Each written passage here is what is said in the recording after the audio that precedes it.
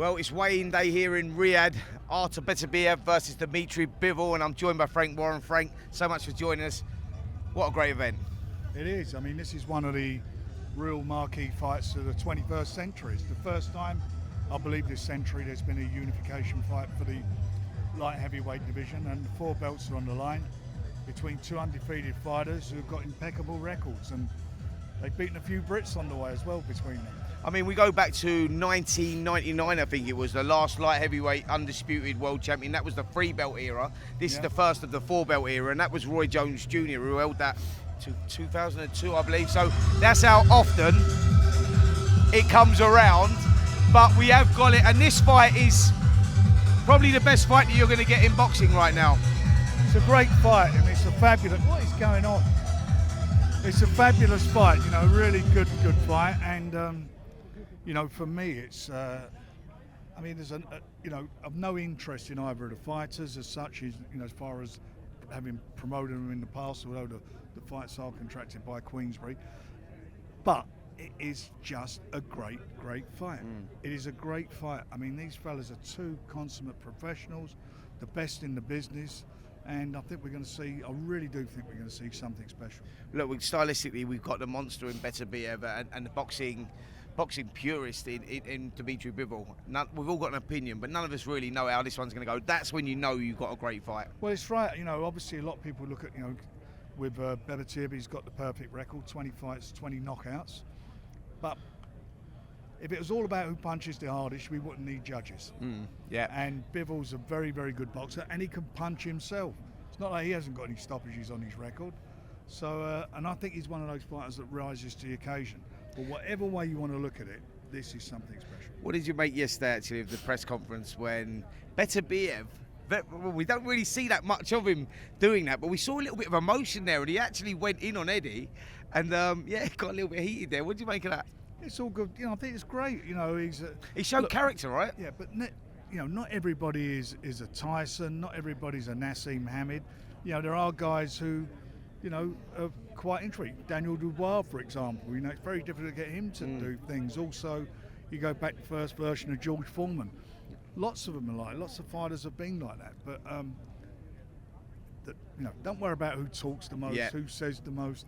I know it paints the picture, it gets everybody at it leading up to the fight. It's what happens in the ring. And what's happening in the ring on Saturday is going to be something extraordinary, no doubt about it. Frank, I want to talk about the changing of the times, promoters working together. What's it like working with Eddie Hearn, Ben Shalom, all on the same card? It's, you know, changing of the times. It's good working together. I mean, you know, there's no doubt about it. You know, Eddie's been great with working with. The problem with Ben, we're still waiting for contracts to be signed by fighters. He's a pain in the arse, to be quite honest.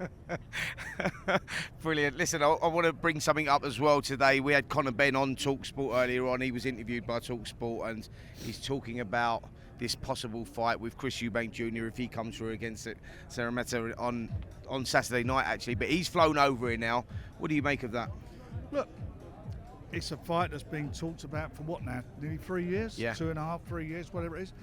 He's got this hearing coming up, or they're about to have the hearing, and that'll determine where he goes as far as his license is concerned. Once he gets his license back, then if the fight's going to be made, it'll be made. That's all down to UCAD at the end of the day. They've got to make their determination as to whether, you know, whether they're going to be a ban or not, or he's guilty or not guilty. I mean, look, we still see a very long way off and a lot of uncertainty surrounding Conor Benn and that fight happening. But sticking with Chris Eubank Jr., Hamza Shiraz, I mean, it's a fight now that's been brewing a lot. Chris starts off by going, Hamza who? I don't know this kid.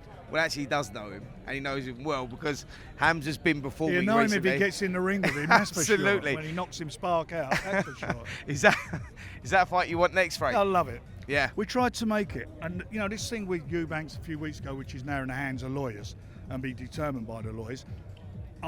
He made an apology and so forth, and I apologise. And what I want to make it very clear, because Ben Shalom, as usual, was telling Porky pies about what I apologise for. What I apologised for to him was because he said things I said, which I did say. I said that there's 2 ways to get out of a fight. 1, you don't want it, and 2, you price yourself out. And that's why you don't fancy fighting Hamza Shiraz. And he said to me, in front of his connections, he said, I have never been offered the purse you're talking about. Right. So I looked at him, I said, what do you mean? You know, I mean, it was offered to your people. And he says he's never seen it. He said he'd never been made that. So I don't know why they didn't make that offer to him. So I said, well, if I believe you what you're saying, that you was unaware of it, then I've got to take that back. I said, but you need to talk to them because they were definitely given that offer. Well, surely that offer can now be put back on the table. Oh, we'll see about that. We'll see about that now.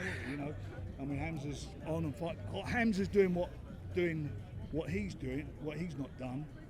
The improvements have been insane, by the way, with Hamza. His next fight will be for the world title. Yeah, that's sure. what's going to happen to him. He's doing it. That's where he's at. He wants to challenge himself and fight the best. You know, at the moment, I don't think Chris Eubanks is the best fighter in the south of England in his weight division. I think Denzel Bentley. There's another fight to be made with him.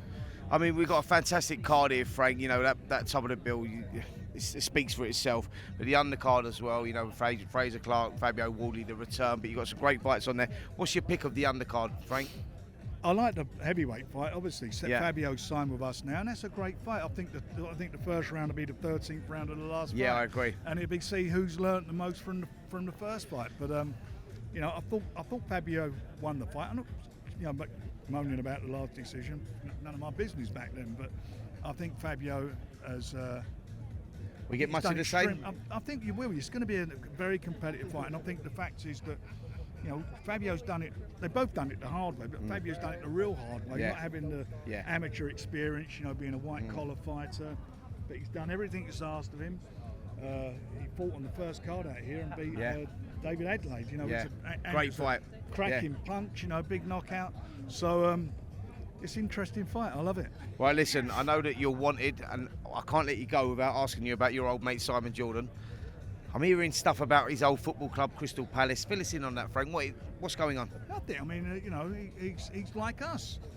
He's one of us, really. And you know, and I love him dearly. You know, his team, Crystal Palace, was sponsored by a Middle East business for 10 years. Back in 2004, I think it was 2004 for 10 years. Brilliant. Well, welcome to the club. On AM, on DAB, via the talkSPORT app, and on your smart speaker. talkSPORT.